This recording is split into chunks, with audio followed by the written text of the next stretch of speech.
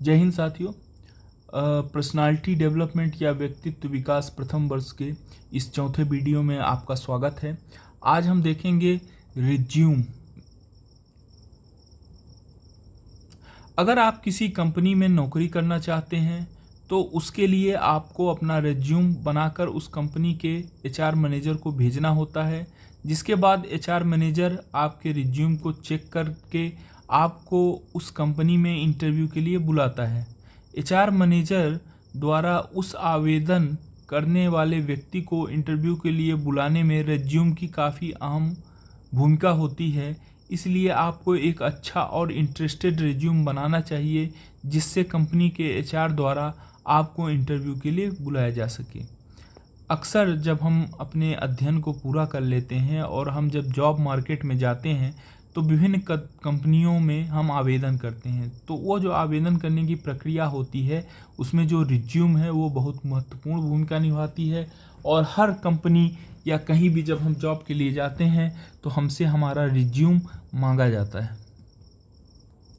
Resume एक व्यक्ति द्वारा बनाया गया वो दस्तावेज होता है जिसमें उसके नाम, पता, शैक्षिक और कार्य अनुभव की जानकारी होती है और जिसका इस्तेमाल किसी कंपनी में इंटरव्यू देने के लिए प्रयोग किया जाता है।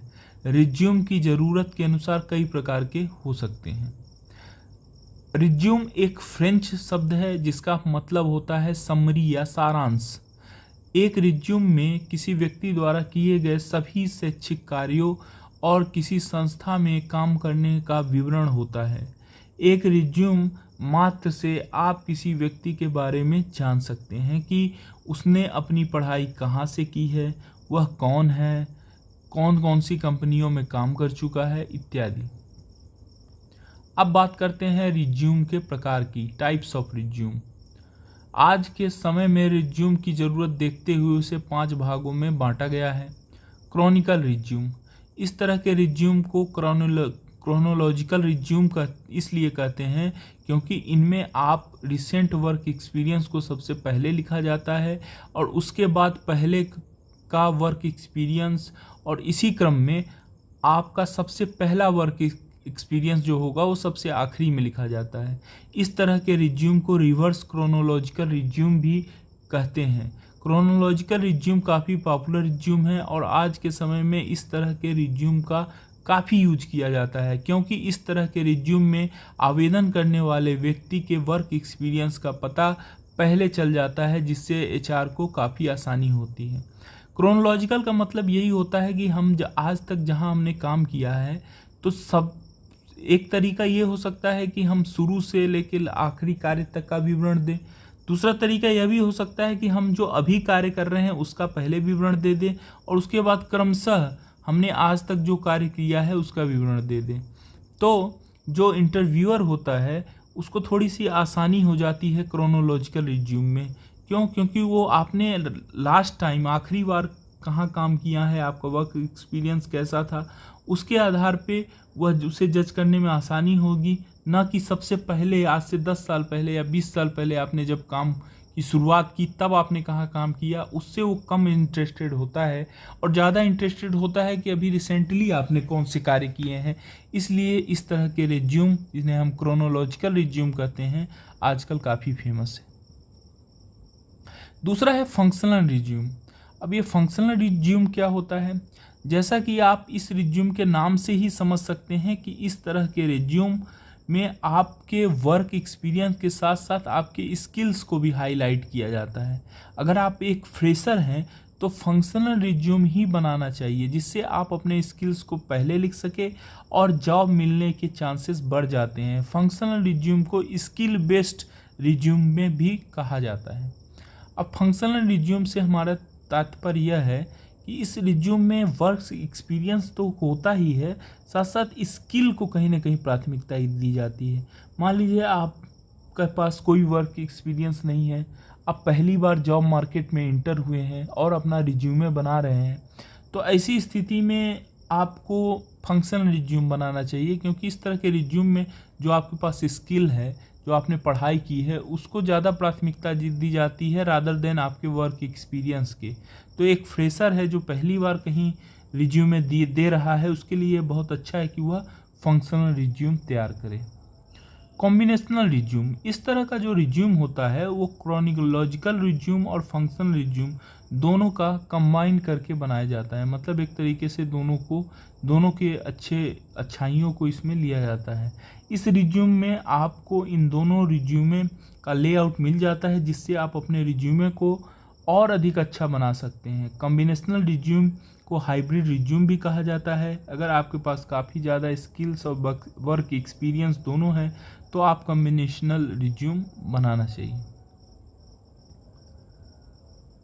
टेलर्ड रिज्यूम, जैसा कि नाम से ही आप देख सकते हैं कि यह रिज्यूम काफ़ी ज़्यादा कॉम्बिनेशनल रिज्यूम जैसा ही होता है, लेकिन इस तरह के रिज्यूम में केवल उन्हीं स्किल और वर्क एक्सपीरियंस को लिखा जाता है जिसके लिए आपने आवेदन किया है। इसलिए आप इस तरह के रिज्यूमे को टारगेटेड रिज्यूम भी कह सकते हैं।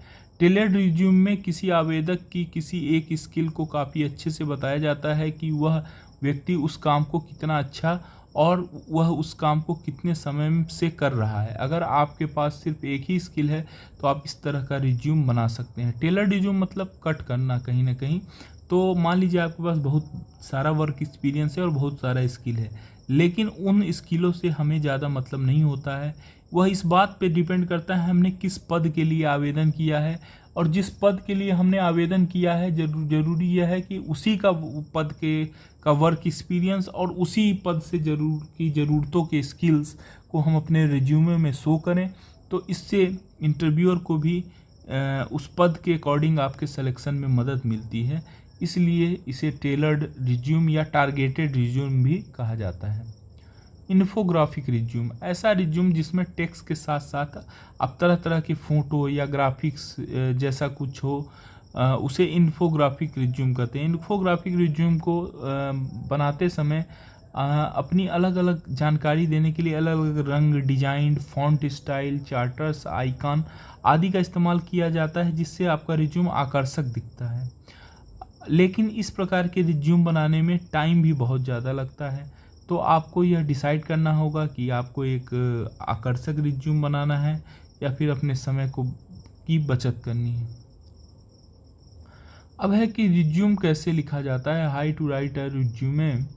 तो हम सब जानते हैं कि रिज्यूम में कुछ खास जानकारी होती है जिसे सब किसी को लिखना पड़ता है। नाम, पता, मोबाइल नंबर, ईमेल आईडी इत्यादि। फिर उद्देश्य में आप करियर के उद्देश्यों और लक्षणों को लिख सकते हैं। शैक्षणिक योग्यताएं आपको लिखना होता है, जिसमें आप सभी तरह के डिग्री, डिप्लोमा इत्यादि को मेंशन करते हैं। व्यावसायिक अनुभव आपके पास क्या है, आपने कहीं इंटर्नशिप किया है, प्रशिक्षण प्राप्त किया है, इसका उल्लेख करना होता है। व्यावसायिक कौशल, उच्च शिक्षा में पाठ्यक्रमों के माध्यम से यदि आपने कई सारी डिग्री हासिल की है, कुछ अतिरिक्त ज्ञान रखते हैं, तो उसका भी उल्लेख यहाँ पे कर सकते हैं। भाषा प्रवीणता, कुशलता जानने के लिए भाषाओं का उल्लेख करें कि आपको कितनी भाषाएं आती हैं और किस भाषा में आप कितने कुशल हैं, इसकी भी जानकारी दें। पढ़ाई के अलावा गतिविधियाँ और उपलब्धियाँ, स्कूल और कॉलेज जीवन में हम बहुत सारे तरह के खेल खेलते हैं और अन्य गतिविधियों में भी कई तरह की उपलब्धियाँ हासिल करते हैं, तो उन सब उपलब्धियों को भी हमें रिज्यूमे में मेंशन करना चाहिए। शौक और रुचियाँ, अपनी रुचियाँ, आदतें, हॉबीज़ का उल्लेख रिज्यूम में ज़रूर करें। इसके अलावा अन्य सामान्य जानकारी जो होती है, जिसमें आपका जन्म तिथि, राष्ट्रीयता इत्यादि, तो उन सब का भी आप प्रयोग करें। यह एक रिज्यूम का प्रकार है। सामूहिक चर्चा या ग्रुप डिस्कशन, साक्षात्कार प्रक्रिया का एक प्रमुख तत्व है समूह चर्चा, जिसे संक्षिप्त में जीडी कहा जाता है। जब ग्रुप डिस्कशन होता है तो उम्मीदवार को एक विषय दिया जाता है जिसमें वह पक्ष और विपक्ष में बहस करते हैं।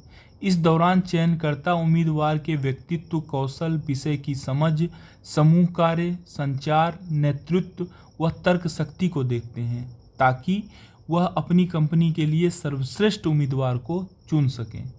ग्रुप डिस्कशन का लक्ष्य है कि प्रत्येक सदस्य अपनी बात रखने का मौका मिले और वह उस विषय से जुड़े विचारों को जाने भी, और अंत में किसी निष्कर्ष या निर्णय पर पहुंचा जा सके। अब देखते हैं हम साक्षात्कार या इंटरव्यू। साक्षात्कार अंग्रेजी का रूपांतरण इंटरव्यू है। यह अंग्रेजी के दो शब्द इंटर और व्यू से मिला है। इंटर का अर्थ होता है आंतरिक और व्यू का अर्थ होता है अवलोकन। इसलिए साक्षात्कार शाब्दिक अर्थ है आंतरिक अवलोकन करना। साक्षात्कार एक निश्चित उद्देश्य की पूर्ति के लिए आयोजित विचारों का आदान प्रदान है। साक्षात्कार में जिस विद्यार्थी के व्यवहार या व्यक्तिगत गुणों की जानकारी इकट्ठी करनी होती है, उसे सामने बिठाकर उससे प्रश्न पूछे जाते हैं। उसके उत्तर का तरीका एवं उत्तर के विश्लेषण कर उसके व्यवहार एवं व्यक्तित्व के बारे में निष्कर्ष निकाले जाते हैं। प्रश्न पूछना तथा उत्तर प्राप्त करने का तरीका मौखिक, लिखित या मिला जुला हो सकता है। अब बात करते हैं साक्षात्कार में अक्सर पूछे जाने वाले प्रश्न। अपने बारे में बताइए। आप हमारे लिए काम क्यों करना चाहते हैं? आपके कैरियर का क्या लक्ष्य है? आपकी सबसे बड़ी ताकत क्या है? आपकी सबसे बड़ी कमजोरी क्या है?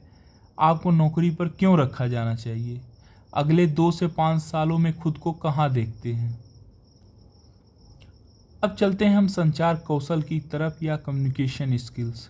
संचार कौशल को व्यवहारिक जीवन में उपयोग किए जाने वाले कौशल के रूप में परिभाषित किया जा सकता है, जिसमें एक व्यक्ति के विचारों, अवधारणाओं और सूचनाओं को लिखित या मौखिक संदेशों के माध्यम से चेहरे के भाव, शरीर की भाषा और संचार के किसी माध्यम के द्वारा व्यक्त किया जाता है और फिर अन्य व्यक्ति बदले में उनकी समझ के अनुसार संदेशों का जवाब देते हैं, और ये कौशल व्यक्तित्व को बढ़ावा देने के लिए एक प्रमुख भूमिका निभाता है। अब संचार के तत्वों की यदि बात की जाए तो सबसे पहले एक मैसेंजर होगा, प्रेषक, जिसे संचार को भेजना होता है। फिर दूसरा है संदेश। अब मैसेंजर या प्रेषक जिस संदेश को भेजेगा, जिस मैसेज को भेजेगा, वह भी संचार का एक महत्वपूर्ण तत्व है। यह लिखित और मौखिक हो सकता है। प्राप्तकर्ता, जो संदेश को प्राप्त करेगा उसे हम रिसीवर या प्राप्तकर्ता कहते हैं, और संदेश जिस माध्यम से भेजा जाता है उसे साधन या मीडिया कहते हैं। और एक और फैक्टर होता है एनवायरनमेंट या पर्यावरण, क्योंकि संदेश हमेशा पर्यावरण में ही रह के दिए जाते हैं। अब बात करते हैं हम हार्ड स्किल। तो हार्ड स्किल को हम तकनीकी कौशल या कठिन कौशल के नाम से भी जाना जाता है। हार्ड स्किल वह कौशल है जो सीखने और अभ्यास से प्राप्त होता है। उसे कठिन कौशल इसलिए कहते हैं कि यानी वो कौशल जो हमें सीखने और लगातार अभ्यास करते रहने के पश्चात प्राप्त होता है, उसे हम कठिन कौशल कहते हैं। उदाहरण स्वरूप अभियांत्रिकी या इंजीनियरिंग, कंप्यूटर सॉफ्टवेयर का ज्ञान, डाटा विश्लेषण, विदेशी भाषाएं, विपणन, लेखांकन, प्रबंधन। तो आप देखेंगे कि ये जो जितनी भी आप अभी हमने जो उदाहरण दिए हैं, ये सब हार्ड स्किल है, कठिन कौशल है। ये कई वर्षों तक सीखने और अभ्यास के बाद इनकी हमें जानकारी होती है और ये सब स्किल या कौशल हमें प्राप्त होता है। दूसरा होता है हमारा सॉफ्ट स्किल या व्यवहारिक कौशल। सॉफ्ट स्किल में व्यक्ति का वह पारस्परिक कौशल है जो जीवन अनुभव के माध्यम से हासिल किया जाता है। सॉफ्ट कौशल आमतौर पर समय के साथ दूसरों के साथ बातचीत एवं कार्यस्थल के अनुभव के माध्यम से विकसित होते हैं। सॉफ्ट स्किल्स को मापना मुश्किल है। सॉफ्ट स्किल के उदाहरण हैं आपका communication skill, leadership quality, time management या समय प्रबंधन, टीम वर्क, अनुकूलन क्षमता या adaptability, emotional intelligent, conflict resolution, problem solving. तो ये सब सॉफ्ट स्किल होता है जो कि आप अपने वर्क जहाँ आप कार्य करते हैं वहाँ से या फिर अपने अनुभवों से सीखते हैं। ICT, जिसे हम इंफॉर्मेशन और कम्युनिकेशन टेक्नोलॉजी भी बोलते हैं, सूचना एवं संचार संबंधित कार्यों को अधिक कुशल बनाने के लिए नवीन तकनीकी अथवा विज्ञान की सहायता ली जाती है। इसे ही सूचना संचार तकनीकी या इंफॉर्मेशन एंड कम्युनिकेशन टेक्नोलॉजी कहा जाता है।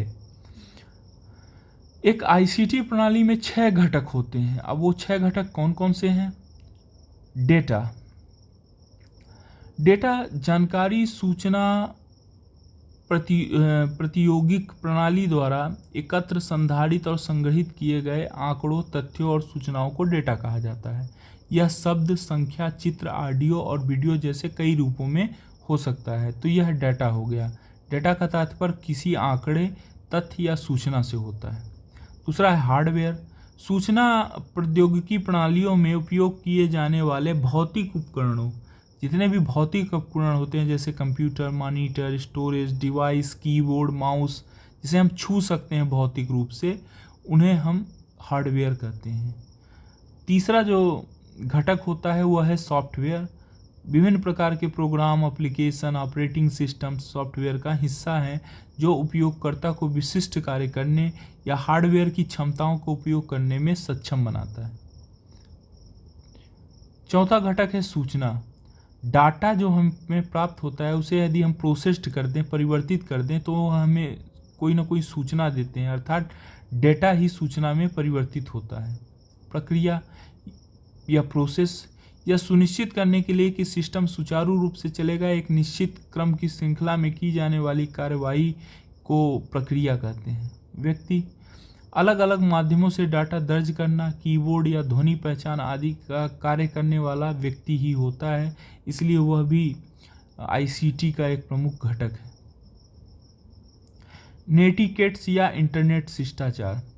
स्कूल, कॉलेज, दफ्तर, घर और समाज में लोगों के व्यवहार के कुछ नियम हैं। इन नियमों को शिष्टाचार कहते हैं। ऐसे ही कुछ दिशा निर्देश इंटरनेट यानी नेटवर्क पर भी बनाए गए हैं, जिसे नेटिकेट्स कहा जाता है, मतलब इंटरनेट के आचार कहते हैं। यह ऑनलाइन व्यवहार के नियमों का संकलन है, सभी नेटिजन के लिए समान रूप से लागू होता है। अर्थात जिस तरह हम घर, दफ्तर में, समाज में लोगों के साथ व्यवहार करते हैं तो वो हमारा शिष्टाचार कहलाता है या एटिकेट्स कहलाते हैं, उसी तरह से हम नेट पर भी हों, इंटरनेट पे भी हों, तो हम लोगों के साथ जो व्यवहार करेंगे उसे ही हम नेटिकेट्स कहते हैं। धन्यवाद।